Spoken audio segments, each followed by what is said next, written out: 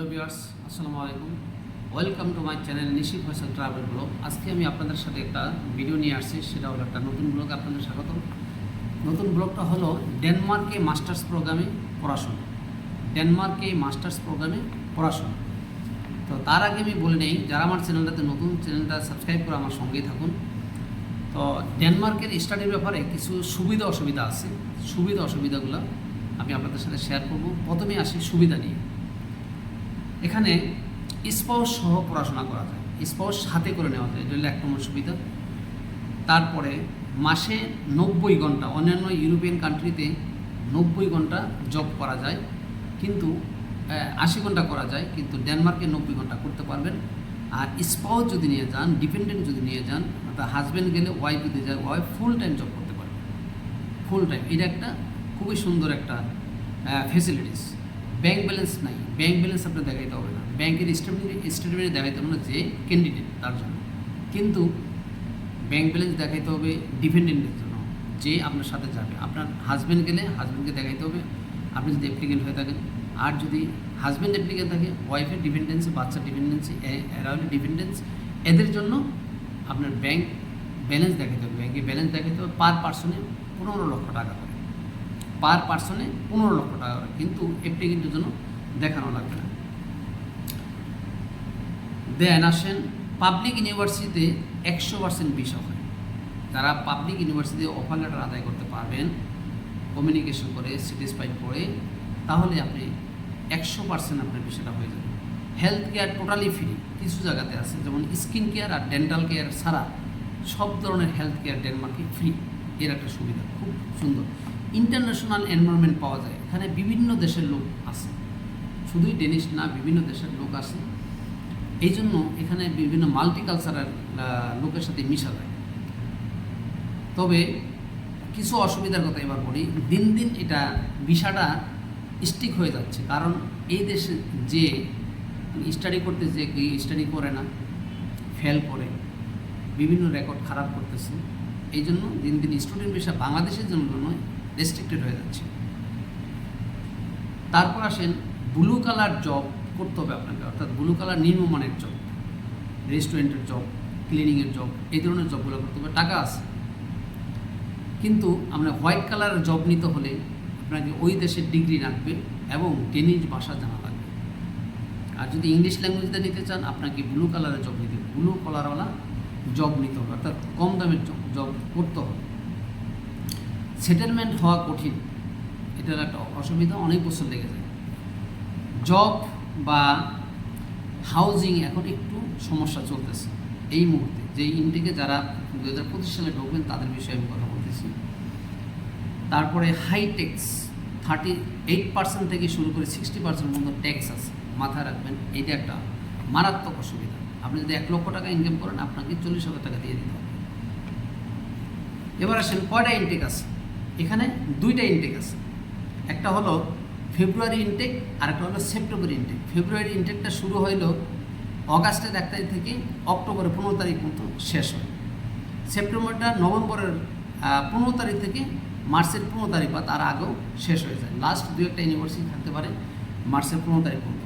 Masters program কিন্তু 2 বছরের, কোনো কোনো ক্ষেত্রে MBA এর জন্য বা আপনার অ্যাকাউন্টিংয়ের জন্য, এগুলোর জন্য আবার কম আছে, 1 বছর বা 1.5 বছর হতে পারে।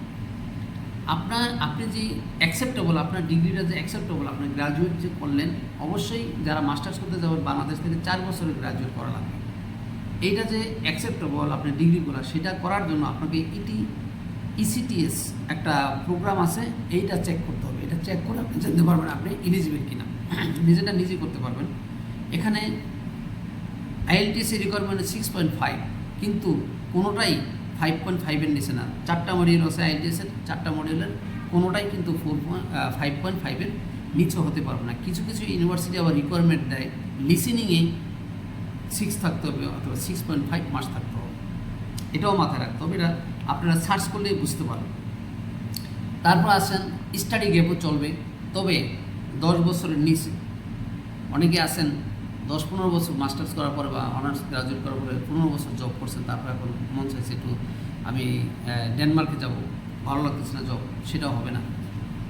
কিন্তু এটা রেয়ার কেস, সেটা হয় না। তবে আপনার যদি অন্যান্য রিকোয়ারমেন্ট, আপনার রেজাল্ট, তারপর আপনার IELTS স্কোর যদি ভালো থাকে, তাহলে আপনি স্কলারশিপ হতে পারেন। তারপর আপনি ওখানে বিষয় আপনি পেয়ে যেতে পারেন যাদের স্টাডি গ্যাপ আছে। সেকেন্ড মাস্টার্সও করা যাবে, তবে ফার্স্ট মাস্টার্স ভর্তি হওয়ার পরে যদি স্পেস থাকে, সিট থাকে, তাহলে আপনারা ভর্তি হতে পারবেন। Denmark scholarship available. আপনি যদি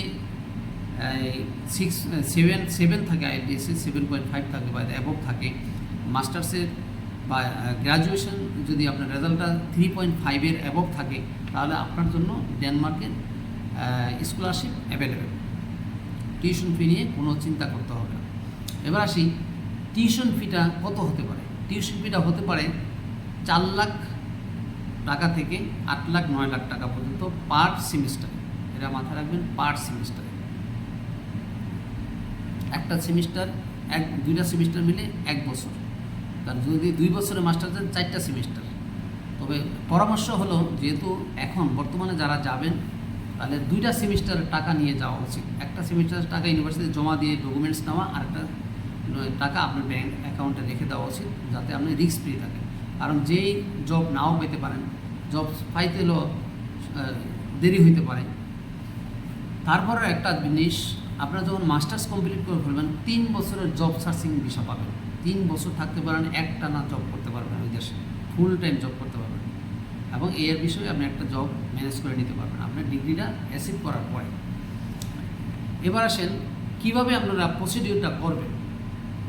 তার আগে বলে নেই কী কী পেপার লাগবে, তারপরে আমি প্রসিডিউরটা বলতেছি। কী কী পেপার লাগবে। নাম্বার 1 পেপার লাগবে একাডেমিক সার্টিফিকেট। প্রথম হলো আপনি 4 বছরের গ্র্যাজুয়েট ডিগ্রি থাকতে হবে বাংলাদেশের যে কোনো ইউনিভার্সিটি। তারপর আসলো স্টাডি গ্যাপ কম থাকতে হবে এটার সাথে। তারপর পেপার হলো একাডেমিক সার্টিফিকেট। আপনার ডিগ্রি পর্যন্ত, মাস্টার্স পর্যন্ত, ডিগ্রি পর্যন্ত একাডেমিক সার্টিফিকেটগুলো লাগতে হবে। এটা ট্রান্সক্রিপ্ট লাগতে হবে। এটা IELTS স্কোর লাগবে 6.5 লাগতে হবে। তারপরে কিন্তু 5.5-এর নিচে কোনো ব্র্যান্ড হলে চলবে না। মোটিভেশনাল লেটার, এটা সুন্দর করে একটা মোটিভেশনাল লেটার লিখতে হবে। আপনি এটা স্টাডির উপরে, কেন স্টাডি করবেন এই সাবজেক্ট, কেন মানে আপনার প্রফেসরকে ম্যানেজ করার জন্য। তারপরে ছবি লাগবে। ডেনমার্কে যাওয়ার জন্য ডেনমার্কের কী পরিমাণ ছবি লাগবে, মেজারমেন্ট আছে, ইন্টারনেটে সার্চ দিলে হয়ে যাবে, পেয়ে যাবে। পাসপোর্ট লাগবে, অফার লেটার লাগবে, টিউশন ফিস পে করছেন যে এটার একটা রিসিপ্ট লাগবে। আর যারা ডিপেন্ডেন্টকে নিয়ে যাবেন, ডিপেন্ডেন্টের আপনার পাসপোর্ট লাগবে, ডিপেন্ডেন্টের ব্যাঙ্ক স্টেটমেন্ট লাগবে, ডিপেন্ডেন্টের কাবিননামা যেটা বলা হয়, ম্যারেজ সার্টিফিকেট বলে আমরা, কাবিননামা লাগবে। এই হলো এই ডকুমেন্টসগুলো লাগবে।